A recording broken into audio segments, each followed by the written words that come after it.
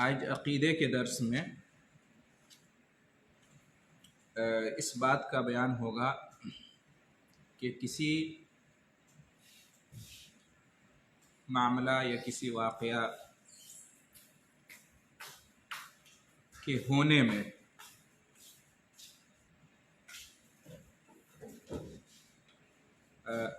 اللہ کے درمیان اور مخلوق کے درمیان مشیت اور ارادے میں دونوں کو شریک کرنا، یعنی کہ کوئی واقعہ ہو گیا ہے، کوئی معاملہ ہو گیا ہے، تو اس کے بارے میں یہ کہنا کہ اگر اللہ نہ ہوتا اور آپ نہ ہوتے تو میں برباد ہو جاتا، مثال کے طور پر اس طرح سے کہنا۔ تو اللہ کے درمیان اور انسان کے درمیان دونوں کی مشیت میں، دونوں کے ارادے میں لفظ اور کا استعمال کیا، یا یہ کہ کوئی معاملہ ہونا ہے، اس کے لیے میں کسی کے پاس گیا اور کہا کہ اگر اللہ چاہے اور آپ چاہیں تو میرا یہ کام ہو جائے گا۔ ٹھیک ہے، وعلیکم السلام ورحمۃ اللہ۔ جو اللہ چاہے اور آپ چاہیں، سمجھ گئے؟ تو اللہ کی مشیت میں اور بندے کی مشیت میں گویا کہ دونوں کی مشیت کو ایک طرح کا قرار دینا، ایک جیسا قرار دینا۔ اللہ اور بندے کی مشیت میں برابری اور یکسانیت معلوم ہو، اس طرح کا الفاظ کا لفظ یا اس طرح کے جملے اختیار کرنا۔ مثال سے انشاءاللہ سمجھیں گے اس کو۔ ٹھیک ہے، تو یہ ہے آج کے درس کا موضوع کہ کیا ایسا کرنا درست ہے، مناسب ہے؟ ٹھیک ہے، جیسے یہ کہنا کہ جو اللہ چاہے اور آپ چاہیں، میں آپ سے کہوں کہ جو اللہ چاہے اور آپ چاہیں، یا اگر آپ نے چاہا اور اگر اللہ نے چاہا اور آپ نے چاہا تو میرا یہ کام ہو جائے گا۔ ٹھیک ہے، یا کسی مصیبت پریشانی سے میں بچ گیا تو میں کہوں کہ اگر اللہ نہ ہوتا اور آپ نہ ہوتے تو میں پھنس جاتا، میں برباد ہو جاتا۔ تو میں نے اللہ کی مشیت اور آپ کی مشیت کے درمیان ایک طرح سے برابری والا لفظ استعمال کیا، اور لفظ اور دونوں کو شریک کر دیا، گویا کہ آپ کو، اللہ کو اور آپ کو شریک کر دیا لفظ اور کا استعمال کر کے۔ اسی طرح سے یہ کہنا کہ میں اللہ سے اور آپ سے امید رکھتا ہوں، ٹھیک ہے، میں اللہ سے اور آپ سے مدد مانگتا ہوں، ٹھیک ہے، میرا اللہ اور آپ کے علاوہ کوئی نہیں ہے، میرا سہارا اللہ اور آپ ہیں۔ تو اس طرح کے الفاظ استعمال کرنا کیا درست ہے؟ یہ آج کے درس کا موضوع ہے۔ تو اس کا جواب یہ ہے کہ اس طرح سے بولنا یہ مناسب نہیں ہے، جائز اور درست نہیں ہے۔ ٹھیک ہے، کیوں جائز اور درست نہیں ہے؟ اس لیے کہ اس میں شرک کی بھی بو معلوم ہوتی ہے۔ اس میں اللہ کی مشیت میں اور بندے کی مشیت میں برابری اور یکسانیت ہو گئی، دونوں کا ارادہ، دونوں کی مشیت گویا کہ ایک برابر ہے، دونوں کی طاقت اور قدرت گویا کہ ایک جیسی ہے۔ یہ محسوس ہوتا ہے، یہ پیغام جاتا ہے اس طرح کے جملے اور اس طرح کے الفاظ استعمال کرنے کا۔ اس کام کے ہونے میں آپ نے اللہ کی مشیت کو اور اس بندے کی مشیت کو ایک برابر کر دیا، تو یہی تو شرک ہوتا ہے۔ ٹھیک ہے، تو اس وجہ سے ایسا کرنا جائز نہیں ہے، یہ شرک ہے۔ کون سا شرک ہے؟ شرک اکبر ہے، بڑا شرک ہے، یا چھوٹا شرک ہے، شرک اصغر ہے؟ اس میں تفصیل ہے۔ اگر کسی نے اس طرح کے الفاظ استعمال کیے کہ جو اللہ چاہے اور آپ چاہیں، میں اللہ سے اور آپ سے امید رکھتا ہوں، میں اللہ سے اور آپ سے مدد مانگتا ہوں، میرا سہارا اللہ اور آپ ہیں، اللہ اور آپ نہ ہوتے تو پتہ نہیں کیا ہوتا میرا، اس طرح کے الفاظ اختیار کرنا یہ شرک ہے، جیسا کہ حدیث اس بارے میں آئے گی۔ یہ کون سا شرک ہے؟ شرک اکبر، جس سے انسان دائرہ اسلام سے خارج ہو جاتا ہے، اور اگر اسی حالت میں کوئی فوت ہو جائے تو جنت سے ہمیشہ کے لیے محرومی ہاتھ آئے گی، جہنم میں ہمیشہ کے لیے رسید ہونا پڑے گا، اور پچھلے تمام اعمال اور نیکیاں برباد۔ تو یہ شرک اکبر ہے جس کا یہ انجام ہے، یا شرک اصغر ہے کہ اگر اس سے توبہ نہیں کیا تو اللہ معاف نہیں کرے گا، سزا دے گا، لیکن جہنم میں ہمیشہ نہیں رہے گا، اس کی وجہ سے سزا پوری ہونے کے بعد جنت میں اسے لایا جائے گا، اور دنیا میں دائرہ اسلام سے اسے خارج نہیں مانا جائے گا، اور اس کے پچھلے اعمال نیکیاں برباد نہیں سمجھی جائیں گی۔ تو یہ جو ہے کیا ہے؟ شرک اکبر ہے یا شرک اصغر؟ تو اس میں تفصیل ہے۔ اگر اس طرح کے الفاظ، اس طرح کا جملہ کہنے والا اگر وہ اللہ اور بندے دونوں کو ایک برابر سمجھ رہا ہے، دونوں کی مشیت کو، دونوں کے ارادے کو، دونوں کی چاہت کو ایک جیسا مان رہا ہے، تب تو یہ شرک اکبر ہے۔ دونوں کو ایک پلڑے میں اگر رکھ رہا ہے، ایک لیول میں رکھ رہا ہے، خالق کو اور مخلوق کو، ٹھیک ہے، تو یہ کیا ہے؟ شرک اکبر ہے۔ اور اگر دونوں کو ایک لیول میں نہیں رکھ رہا ہے، ایک درجے میں نہیں رکھ رہا، ایک پلڑے میں نہیں رکھ رہا، تو پھر کیا ہوگا؟ شرک اصغر ہوگا۔ دونوں حالت میں شرک ہے، لیکن کیا ہے یہ؟ اگر دونوں کو ایک لیول میں رکھ رہا ہے تو شرک اکبر ہوگا، اور اگر اللہ سے کم لیول دے رہا ہے بندے کو تو وہ شرک اکبر نہیں بلکہ شرک اصغر ہوگا۔ جی، دلیل اس کی کیا ہے؟ یہ شرک ہے، اور اس طرح کے الفاظ، اس طرح کا جملہ استعمال نہیں کرنا چاہیے۔ وعلیکم السلام ورحمۃ اللہ۔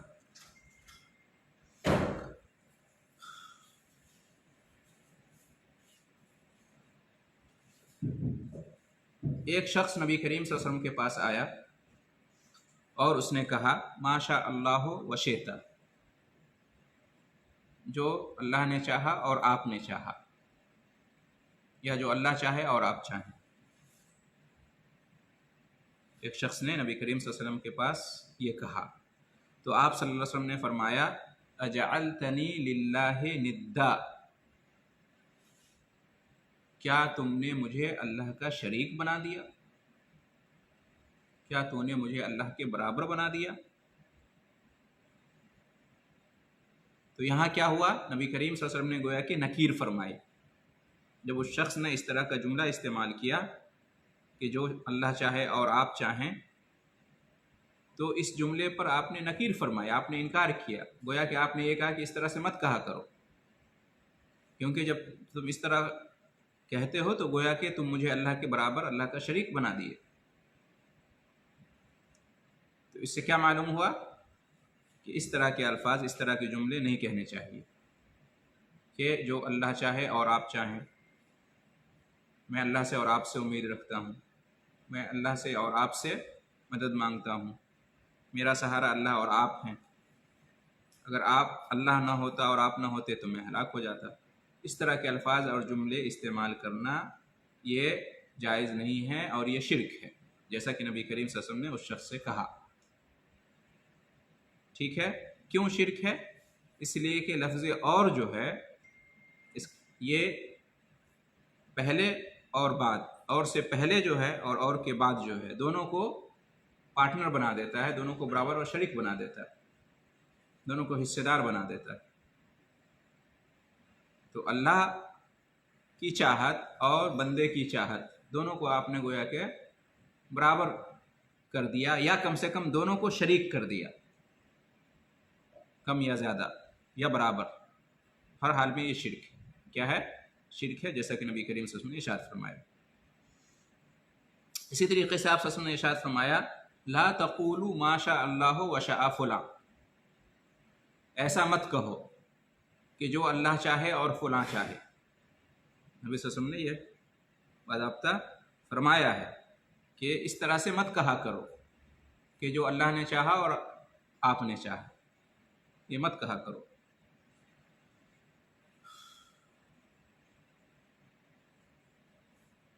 ٹھیک ہے؟ اب سوال یہ پیدا ہوتا ہے کہ پھر کیا کہا جائے، اس طرح کے موقع پر کیا کہا جائے، کون سا لفظ استعمال کیا جائے؟ تو اس کا جواب یہ ہے کہ لفظ پھر کا استعمال کیا جائے، تو اس میں حرج نہیں ہے۔ اس طرح کا موقع اگر آپ کے ساتھ کبھی آئے، کسی نے آپ کی مدد کر دی یا کسی سے آپ مدد کی امید رکھتے ہیں، کسی نے آپ کی پیروی کر دی، آپ کی سفارش کر دی، آپ کا تعاون کر دیا، یا کسی سے آپ اس طرح کی امید رکھتے ہیں، تو اس کا آپ شکریہ ادا کرنا چاہتے ہیں، ہے نا؟ اس نے آپ کے ساتھ بھلا کیا تو آپ اس کے سامنے اس کے شکر گزار ہونا چاہتے ہیں، آپ اس کا شکریہ ادا کریں۔ اور اس طرح کا جملہ اگر کہنا ہے تو اور کے بجائے پھر کا استعمال کریں کہ میرا یہ کام ہو گیا، اللہ نے چاہا، پھر آپ نے چاہا تو میرا یہ کام بن گیا۔ اگر اللہ چاہے پھر آپ چاہیں تو میرا یہ کام بن جائے گا۔ میں اللہ سے پھر آپ سے اس معاملے میں امید رکھتا ہوں، ہے نا؟ تو اور کے بجائے پھر کا استعمال کرنا جائز ہے، اس میں کوئی حرج کی بات نہیں ہے، کوئی گناہ نہیں ہے اس میں۔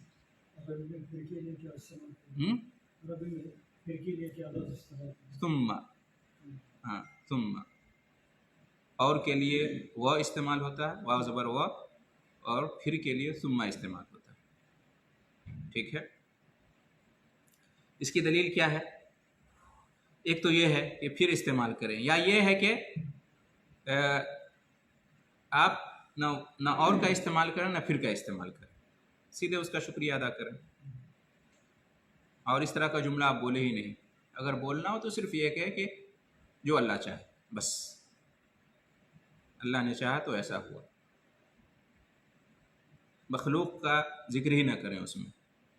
یہ دو صورت ہے، یا تو یہ کہیں کہ جو اللہ چاہے بس، یا جو اللہ نے چاہا، یا میرا سہارا اللہ ہے بس، یا میں صرف اللہ سے امید رکھتا ہوں، یا میں صرف اللہ سے مدد مانگتا ہوں۔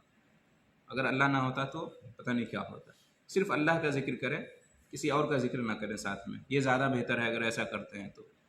یا اگر اس کا ذکر آپ کرنا چاہتے ہیں تو اللہ کا ذکر کرنے کے بعد جب اس کا ذکر کریں تو واو اور کا استعمال نہ کریں بلکہ پھر کا استعمال کریں۔ ٹھیک ہے؟ یہ دونوں طریقہ درست ہے۔ پہلا طریقہ اور کا استعمال کرنا، لفظ اور کا، یہ درست نہیں ہے۔ اس کی دلیل کیا ہے؟ قرآن میں اللہ رب العالمین نے ارشاد فرمایا ہے وَمَا تَشَاءُونَ إِلَّا أَن يَشَاءَ اللَّهُ رب العالمین، اور تم نہیں چاہتے ہو مگر یہ کہ اللہ چاہے جو سارے جہان کا رب ہے۔ تو یہاں اللہ تعالیٰ نے انسان کی مشیت کو موقوف قرار دیا ہے، ڈیپینڈ اور منحصر قرار دیا اپنی مشیت پر، کہ جب تک اللہ کی مشیت نہیں ہوگی بندے کی مشیت سے کچھ نہیں۔ بندہ کی مشیت اللہ کی مشیت کے تابع ہے، پہلے اللہ کی مشیت پھر کسی اور کی مشیت، بندے کی مشیت، سمجھ رہے ہیں؟ تو اور پھر میں یہی فرق ہے۔ اور سے کیا ہوتا ہے، پارٹنرشپ کا معنی اور پیغام جاتا ہے، اور پھر کے استعمال سے پارٹنرشپ کا پیغام نہیں جاتا ہے، بلکہ پہلے اللہ پھر بندہ۔ اس میں کیا ہے، تبعیت ہے،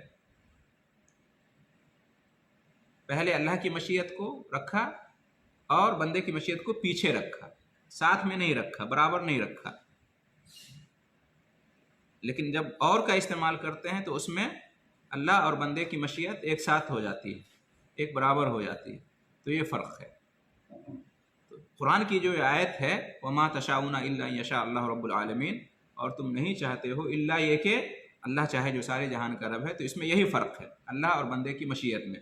پہلے اللہ کی مشیت، اللہ کی مشیت کافی ہے کسی بھی چیز کے ہونے کے لیے، بندے کی مشیت ہو یا نہ ہو اس سے کوئی فرق نہیں پڑتا ہے۔ اور اگر بندے کی مشیت ہو بھی تو جب تک اللہ کی مشیت نہیں ہوگی بندے کی مشیت نہیں ہو سکتی، اور بندے کی مشیت سے کچھ نہیں ہونے والا۔ ٹھیک ہے، یہ آیت ہے۔ اسی طریقے سے جب اس شخص نے کہا تھا نبی کریم صلی اللہ علیہ وسلم کے سامنے کہ ماشاء اللہ وشئت، جو اللہ چاہے اور آپ چاہیں، تو آپ صلی اللہ علیہ وسلم نے اس وقت یہ کہا تھا کہ اجعلتنی للہ ندا، کیا تم نے مجھے اللہ کا شریک بنا دیا؟ بل ماشاء اللہ وحدہ، بلکہ یہ کہو کہ جو صرف اللہ چاہے۔ آپ صلی اللہ علیہ وسلم نے یہ فرمایا پہلے کہ تم نے مجھے اللہ کا شریک بنا دیا، اور پھر آپ نے رہنمائی کی، گائیڈ کیا کہ کس طرح سے کہنا چاہیے۔ یہ کہو کہ ماشاء اللہ وحدہ، یہ مت کہو کہ اللہ چاہے اور آپ چاہیں، بلکہ صرف یہ کہو کہ جو صرف اللہ چاہے، بس اللہ جو چاہے۔ ٹھیک ہے۔ اسی طریقے سے ایک دوسری روایت میں ہے کہ ایک یہودی نبی کریم صلی اللہ علیہ وسلم کے پاس آیا، اور اس یہودی نے کہا نبی صلی اللہ علیہ وسلم کے سامنے کہ آپ مسلمان لوگ بھی تو شرک کرتے ہو، ہمیں آپ کہتے ہو کہ ہم شرک کرتے ہیں، آپ مسلمان لوگ بھی تو شرک کرتے ہو۔ ایک یہودی آ کے کہہ رہا ہے نبی صلی اللہ علیہ وسلم کے سامنے کہ آپ لوگ بھی شرک کرتے ہو۔ کہا کیسے؟ کہا کہ آپ لوگ کہتے ہو ماشاء اللہ وشئت، آپ لوگ اس طرح کا جملہ استعمال کرتے ہو، جو اللہ چاہے اور آپ چاہیں، تو یہ تو شرک ہے۔ یہودی کہہ رہا ہے کہ یہ تو شرک ہے، آپ نے اللہ کو اور بندے کو برابر کر دیا۔ اور اسی طرح سے آپ لوگ کہتے ہو والکعبہ، کعبہ کی قسم، تو غیر اللہ کی قسم کھانا شرک ہے، کعبہ کی قسم کھانا شرک ہے، کعبہ اللہ نہیں ہے، غیر اللہ ہے، تو آپ لوگ اس طرح کے جملے استعمال کرتے ہو۔ اس وقت جو ہے نا مسلمان بھی اس طرح کے جملے استعمال کرتے تھے شروع میں۔ یہ سن کے نبی کریم صلی اللہ علیہ وسلم نے فرمایا کہ حکم دیا آپ صلی اللہ علیہ وسلم نے کہ جب لوگ قسم کھائیں تو صرف اللہ کی قسم کھائیں، کعبہ کی قسم نہ کھائیں، رب کعبہ کی قسم کھائیں۔ ٹھیک ہے۔ اور جب اس طرح کا جملہ کہیں تو کہیں ماشاء اللہ ثم شئت، اللہ جو چاہے پھر آپ چاہیں، اللہ جو چاہے پھر آپ چاہیں۔ معلوم یہ ہوا کہ غیر اللہ کی قسم کھانا اور مشیت، ارادہ اور چاہت میں اللہ کے ساتھ بندوں کو لفظ اور کے ذریعے سے شامل کرنا یہ شرک ہے، اور اس کو یہودی بھی سمجھتے تھے، یہود کے یہاں بھی یہ شرک تھا، سمجھ لیجئے۔ تو اس امت میں تو اور زیادہ یہ شرک ہونا چاہیے۔ لہٰذا جب نبی کریم صلی اللہ علیہ وسلم کو یہودی نے کہا کہ مسلمان بھی اس طرح سے استعمال کرتے پائے جاتے ہیں، تو نبی صلی اللہ علیہ وسلم نے بتایا لوگوں کو کہ اس طرح سے استعمال مت کرو، کعبہ کی قسم مت کھاؤ، رب کعبہ کی قسم کھاؤ، اور یہ نہ کہو کہ اللہ جو چاہے اور آپ جو چاہیں، بلکہ یہ کہو کہ اللہ جو چاہے پھر آپ چاہیں۔ ٹھیک ہے۔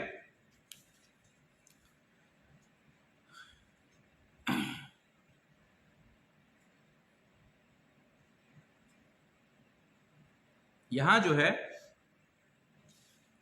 چلیے وہ بعد میں ہم دیکھ لیں گے.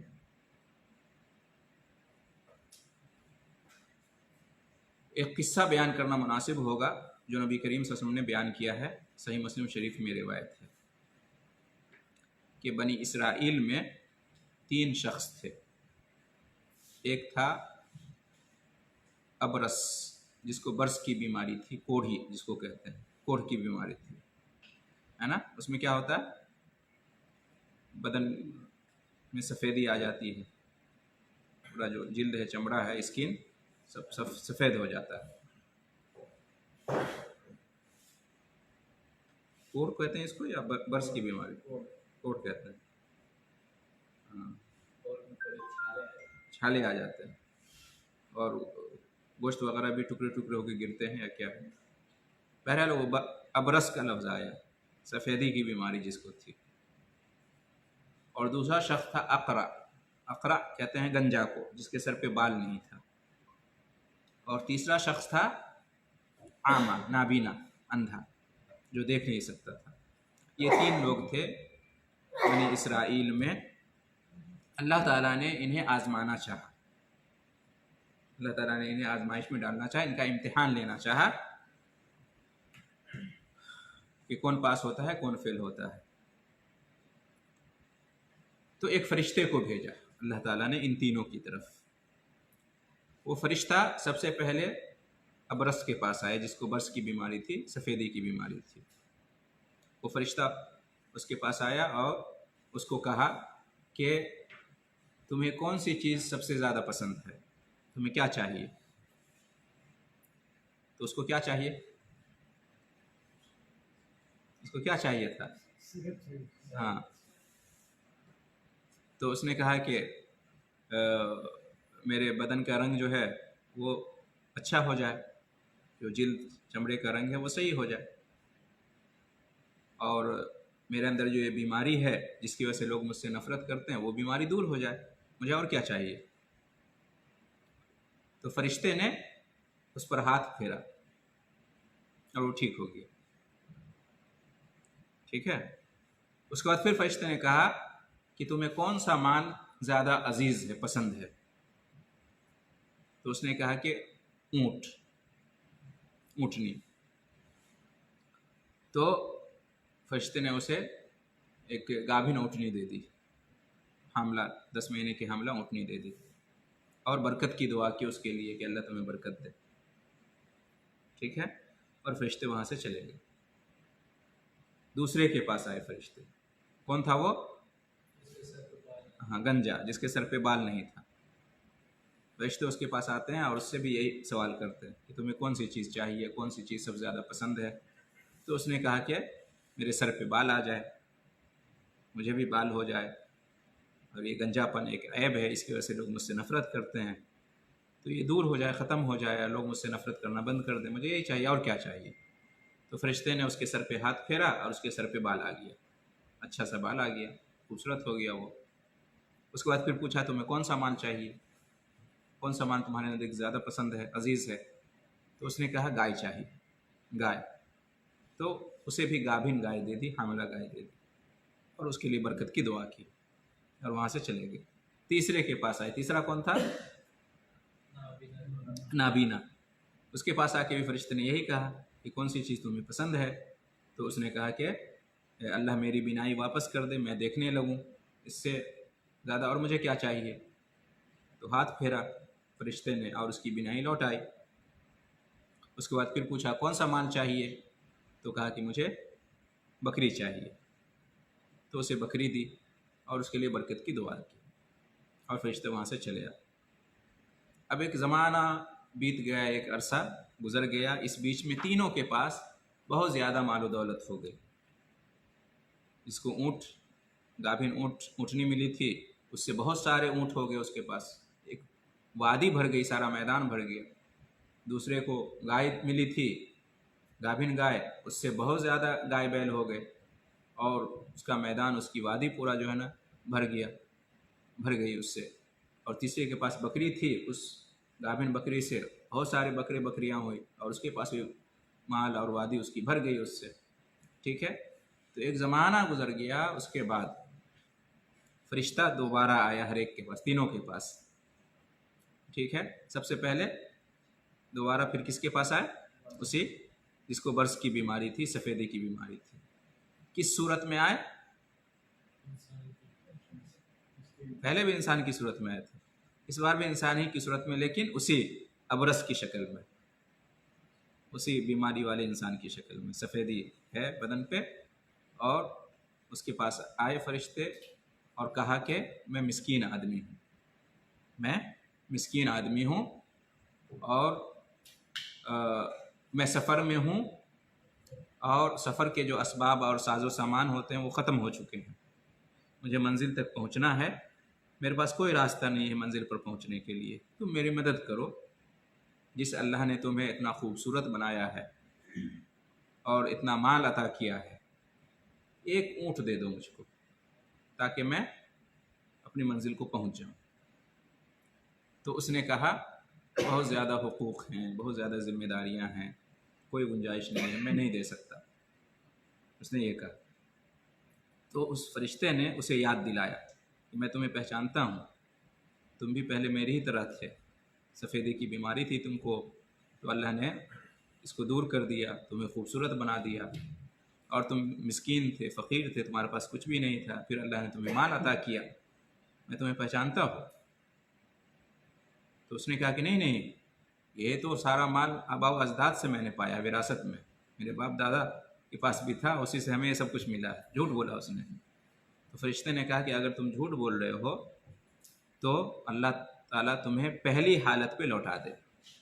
اگر تم واقعی جھوٹ بول رہے ہو تو اللہ تعالیٰ تم کو پہلی حالت پہ پھر سے واپس کر دے.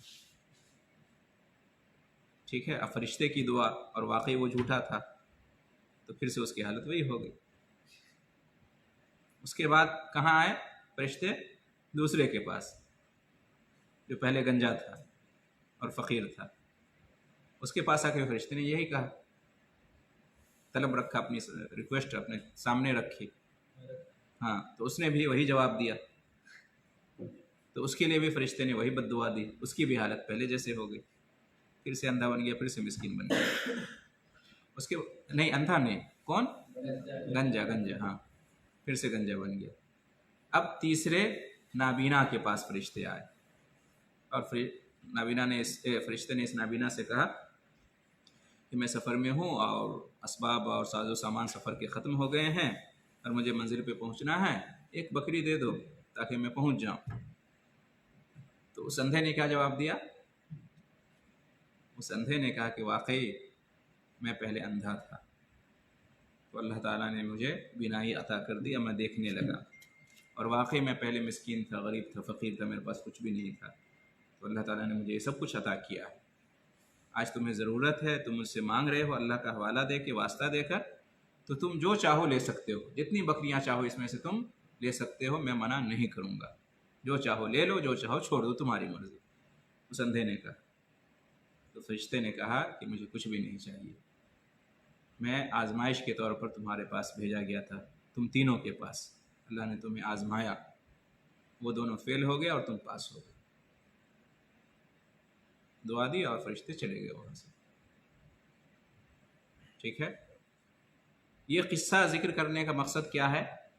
اس قصے میں اس فرشتے نے جو انسان کی شکل میں آئے تھے، مسکین کی شکل میں، اور تینوں کے سامنے جو اپنی بات رکھی تھی، اور جب یہ کہا تھا کہ میں مسکین ہوں اور میں سفر میں ہوں، میرا ساز و سامان ختم ہو گیا ہے، مجھے منزل تک پہنچنا ہے، تو وہاں پر کون سا لفظ استعمال کیا؟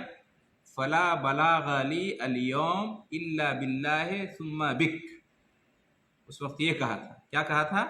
فلا بلاغ لی اليوم الا باللہ ثم بک. ثم کا لفظ استعمال کیا تھا کہ میں اپنی منزل پر آج نہیں پہنچ سکتا جب تک کہ اللہ کی پھر تمہاری مدد نہ ہو.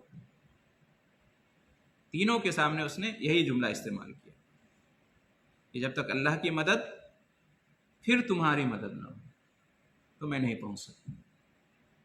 تو یہ جو حدیث ہے، اور اس حدیث میں جو جملہ استعمال کیا گیا، یہ ہمیں کیا سکھاتا ہے؟ کہ ہم پھر کا استعمال ایسے موقع پر کریں اور کا استعمال نہ کریں، اس لیے یہ حدیث آپ کو بیان کی گئی، ٹھیک ہے؟ تو خلاصہ کیا ہوا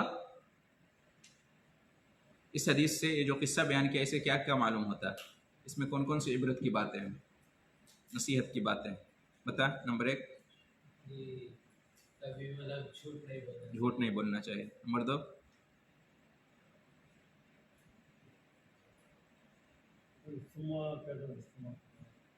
ہاں، اور کی بجائے پھر کا لفظ استعمال کرنا چاہیے۔ اگر کسی معاملے میں آپ اللہ اور بندے کا ذکر کر رہے ہیں ایک ساتھ، تو اس میں اور کا لفظ استعمال نہ کریں، اللہ اور آپ، بلکہ اللہ اور پھر آپ۔ اور انسان کو اپنی حیثیت اور اپنی حقیقت نہیں بھولنی چاہیے، اپنا ماضی، اپنا پاسٹ یاد رکھنا چاہیے، اور اللہ کا شکر ادا کرنا چاہیے، اللہ کا احسان ماننا چاہیے، ٹھیک ہے؟ یہ نہیں کہنا چاہیے کہ ارے میں تو باپ دادا سے پایا، یا یہ کہ میں نے اپنی قابلیت سے یہ پایا، میں نے محنت کی، میرے پاس علم ہے، ہنر ہے، یہ ہے وہ، یہ نہیں، بلکہ اللہ کی طرف منسوب کرنا چاہیے سارا فضل، یہ اللہ کے فضل سے ہے، اللہ کا شکر ہے۔ اور کیا معلوم ہوا اس؟ اللہ کی دی ہوئی نعمتوں میں سے اللہ کے راستے میں خرچ کرنا چاہیے، بے شک صدقہ اور خیرات کرنا چاہیے۔ سائل کوئی آئے اور وہ ضرورت مند ہے اور آپ کے پاس ہے تو اس کی مدد کرنی چاہیے۔ تم بتاؤ اس قصے سے اور کیا سمجھ میں آیا؟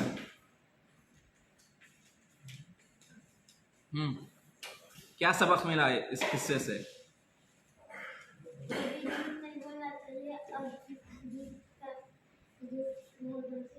جھوٹ نہیں بولنا چاہیے، اور جھوٹ کا انجام بہت برا ہوتا ہے نا؟ آپ بتائیں۔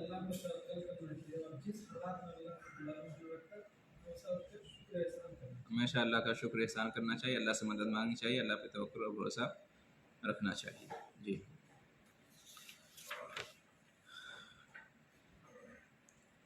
ایک شخص جو آپ صلی اللہ علیہ وسلم کے پاس آیا تھا اور اس نے کہا تھا کہ اللہ جو چاہے اور آپ چاہیں، تو آپ صلی اللہ علیہ وسلم نے فرمایا کہ اجعلتنی للہ ندًا، تم نے مجھے اللہ کا شریک بنا دیا، بل ما شاء اللہ وحدہ، صرف یہ کہتے کہ اللہ جو چاہے بس۔ اس میں کیا ہوا؟ شرک کیسے اس نے کیا؟ اس نے نبی کریم صلی اللہ علیہ وسلم کی تعظیم میں ایسا کہا ہے نا، نبی صلی اللہ علیہ وسلم کی تعظیم اور رسپیکٹ میں اس نے ایسا جملہ کہا تھا، اور اس کو نبی صلی اللہ علیہ وسلم نے شرک قرار دیا، اس کو نبی صلی اللہ علیہ وسلم نے شرک قرار دیا، حالانکہ اس شخص کی نیت شرک کی نہیں رہی ہوگی، صحابی تھے، ہے کہ نہیں؟ شرک کا ارادہ ان کا نہیں تھا، کوئی غلط ارادہ، بری نیت ان کی نہیں تھی، اچھا ہی ارادہ تھا، نبی صلی اللہ علیہ وسلم کی تعظیم کرنا چاہ رہے تھے، لیکن پھر بھی نبی صلی اللہ علیہ وسلم نے کہا کہ تم نے مجھے اللہ کا شریک بنا دیا۔ تو اس سے کیا معلوم ہوا؟ کس طرح سے اللہ کا شریک بنا دیا؟ شرک اکبر والا یا شرک اصغر والا؟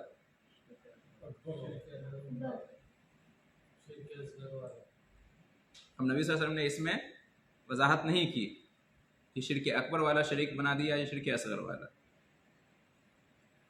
تو اس لیے اہل علم نے کہا کہ اگر نیت اور ارادہ یہ ہو اللہ کے برابر کرنے کا، مان لیا کہ اگر نبی کو اللہ کے برابر کرنے کا ارادہ رہا ہوگا تو یہ شرک اکبر ہو گیا، اور اگر نبی کو اللہ کے برابر کرنے کا ارادہ نہیں تھا تو پھر شرک اصغر ہو گیا۔ اب بتائیے، صرف ایک جملہ ہے، صرف الفاظ ہیں، اس میں ہمیں کتنے احتیاط برتنے چاہیے؟ اس سے ہمیں یہ سبق معلوم ہوتا ہے کہ بولنے سے پہلے سوچ سمجھ کر بولنا چاہیے کہ ہم جو بولنے جا رہے ہیں وہ جملہ کیا ہے، کیسا ہے، الفاظ کیسے ہیں، کہیں اللہ کی شان میں گستاخی اور بے ادبی تو نہیں ہو، بے حرمتی تو نہیں ہو رہی ہے، اس میں کوئی شرک یا بدعت والی بات تو نہیں ہے، اللہ کو ناراض کرنے والی کوئی بات تو نہیں ہے۔ سوچ سمجھ کر کچھ بھی بولنا چاہیے۔ انسان کی زبان جو ہے نا، یہ نعمت ہے اللہ کی طرف سے، اور یہی بڑی آفت بھی ہے کہ نہیں؟ اور یہاں پر دیکھیے کہ اتنی ایسا لگ رہا کہ بہت معمولی چیز ہے، اس میں شرک کی بات آ گئی۔ اب کوئی شخص یعنی نبی صلی اللہ علیہ وسلم کے بارے میں اس نے ایسا کہا کہ اللہ جو چاہے اور آپ جو چاہیں، اس کو آپ نے شرک قرار دیا. تو کوئی شخص اگر اللہ کا کوئی حق، اللہ کی کوئی خاصیت نبی کو دے دے تو سوچئے یہ کتنا بڑا شرک ہو جائے گا، کتنی خطرناک بات ہوگی. جب یہ شرک ہو سکتا ہے تو اللہ کا حق یا اللہ کی کوئی خاصیت نبی کو یا کسی اور کو کوئی دے تو یہ تو اور بڑا شرک ہوگا نا، یہ اور زیادہ خطرناک بات ہوگی. تو اگر کوئی نبی صلی اللہ علیہ وسلم کو یا کسی کو روزی دینے والا سمجھتا ہے، اولاد دینے والا سمجھتا ہے، شفا دینے والا سمجھتا ہے نا، یا عالم الغیب سمجھتا ہے، تو یہ اللہ کا حق ہے، سراسر اللہ کا حق کسی اور کو دے رہے ہیں. یہ اللہ کی خاصیت ہے، کسی اور کو دے رہے ہیں، تو اس سے بڑا شرک اور کیا ہوگا، ہے کہ نہیں؟ تو آج بہت سارے لوگ ہیں جو نبی صلی اللہ علیہ وسلم کو یا دوسرے صالحین کو، اولیاء کو، بزرگان دین کو، علی کو، حسین کو، ہے نا، شیخ عبد القادر جیلانی کو، معین الدین چشتی کو، جنید بغدادی کو، پتہ نہیں کس کو اللہ کا حق دیے ہوئے ہیں، اللہ کی خاصیت سے متصف کیے ہوئے ہیں. ان کو پکارتے ہیں، ان سے مانگتے ہیں، ان سے امید رکھتے ہیں، ان پر توکل کرتے ہیں، اور اس طرح سے اللہ کا شریک ان کو بناتے ہیں. اس سے زیادہ خطرناک معاملہ اور کیا ہو سکتا ہے؟ یہی تو شرک ہے کہ جو اللہ کا حق ہے، اللہ کی خاصیت ہے، جو صرف اللہ کی ملکیت اور قدرت میں آتا ہے، آپ وہ اللہ کے علاوہ کسی اور کو دے رہے ہیں. قرآن میں اللہ رب العالمین نے کیا ارشاد فرمایا؟ سورہ جن میں اللہ نے حکم دیا اپنے نبی کو کہ کہو قل انی لا املک لکم، پڑھو پڑھو پڑھو، ولا رشدا. کیا مطلب ہے اس کا؟ سورہ جن آیت نمبر 21 ہے، قل انی لا املک لکم ضرا ولا رشدا. اے نبی آپ کہہ دیجئے کہ میں تمہارے لیے کسی نقصان یا فائدے کا مالک نہیں ہوں، میں تمہیں کسی نقصان سے بچا نہیں سکتا اور میں تمہیں کوئی فائدہ پہنچا نہیں سکتا.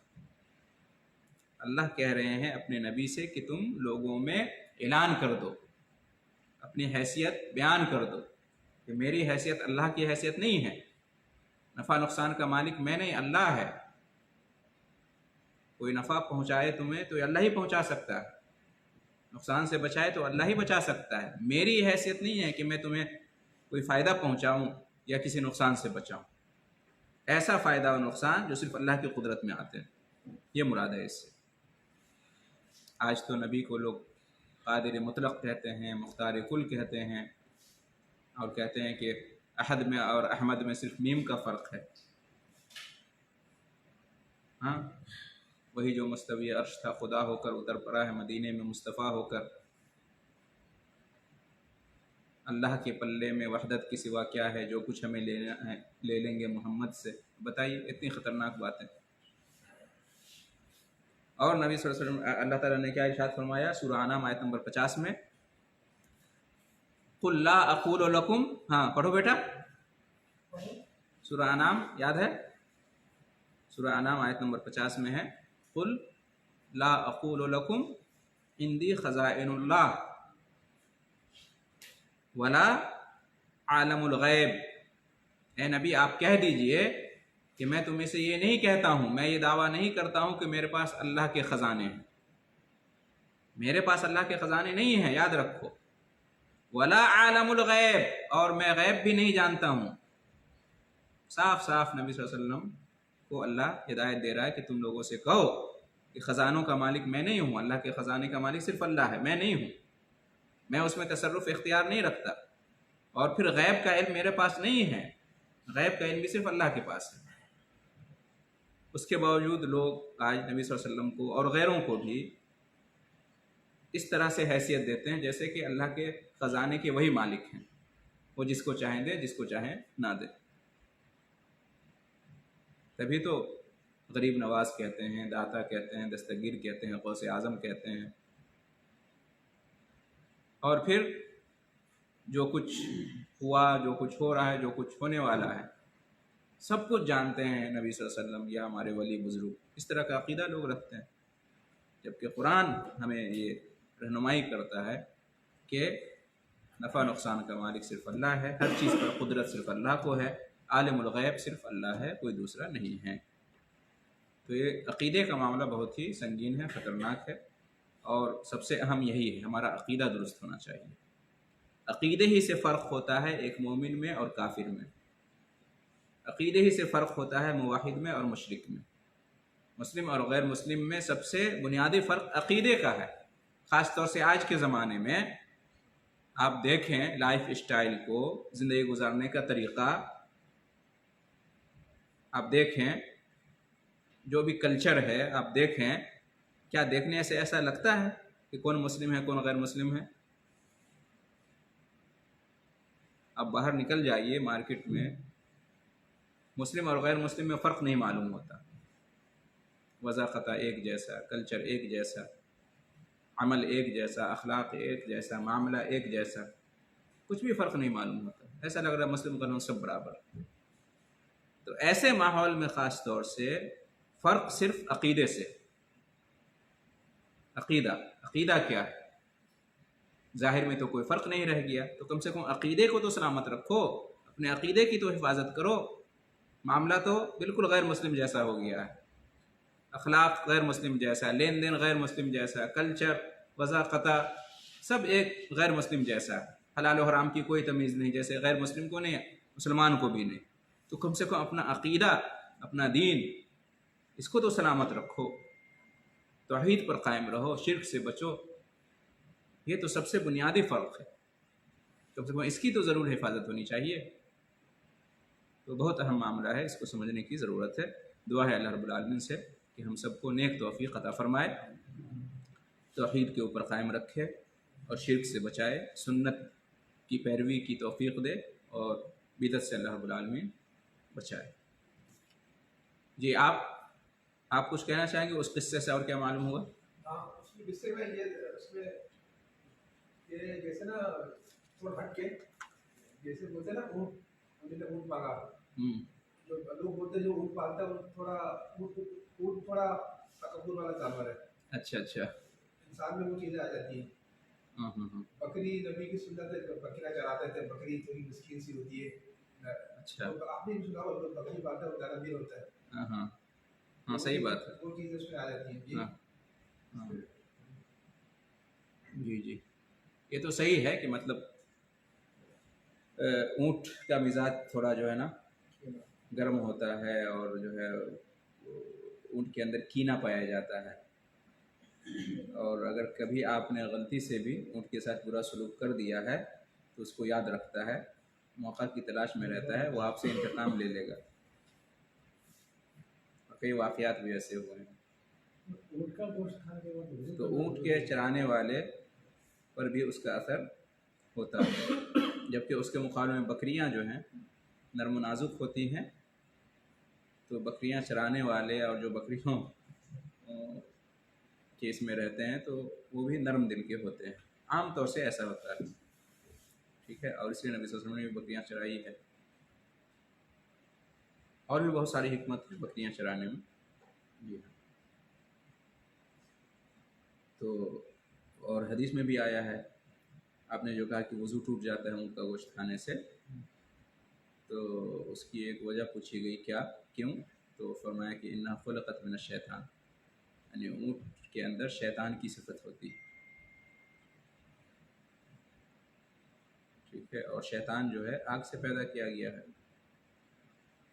تو اونٹ کا گوشت کھایا تو اس کو پانی سے ٹھنڈا کرو، وضو سے ٹھنڈا کرو، مطلب یہ اس کا مطلب نکالا گیا اہل علم کی طرف سے، ٹھیک ہے۔ لیکن یہ ہے کہ اونٹ بھی اللہ کی نعمت ہے، یہ بھی مال ہے، اور نبی صلی اللہ علیہ وسلم نے اونٹ سے بھی فائدہ اٹھایا ہے، اونٹ کی بھی سواری کی ہے، اونٹ بھی ذبح کیے ہیں، تو اونٹ ہو، گائے ہو، بکری ہو، یہ سب اللہ کی نعمتیں ہیں۔ ہاں، سب کی خصوصیات الگ الگ ہیں۔ اونٹ کے بارے میں ایک طرف جہاں یہ جو آپ نے سنا، وہیں یہ بھی ہے کہ اللہ نے باضابطہ اونٹ پر غور کرنے کا حکم دیا ہے، افلا ينظرون الى الابل كيف خلقت، اونٹ اللہ کی بہت عظیم مخلوق، اس میں بہت ساری نشانیاں ہیں، غور و فکر کرنے کی دعوت دی گئی۔ تو بہت ساری چیزیں اونٹ میں ہیں جو دوسری چیزوں میں نہیں، بہت ساری خوبیاں ہیں، بہت ساری اچھائیاں. اگر یہ خامی اونٹ کے اندر ہے، یہ کمی ہے کہ اس کے اندر کینہ پایا جاتا ہے، تو بہت ساری خوبیاں بھی ہیں، بہت سارے کام انسان اونٹ سے لیتا ہے.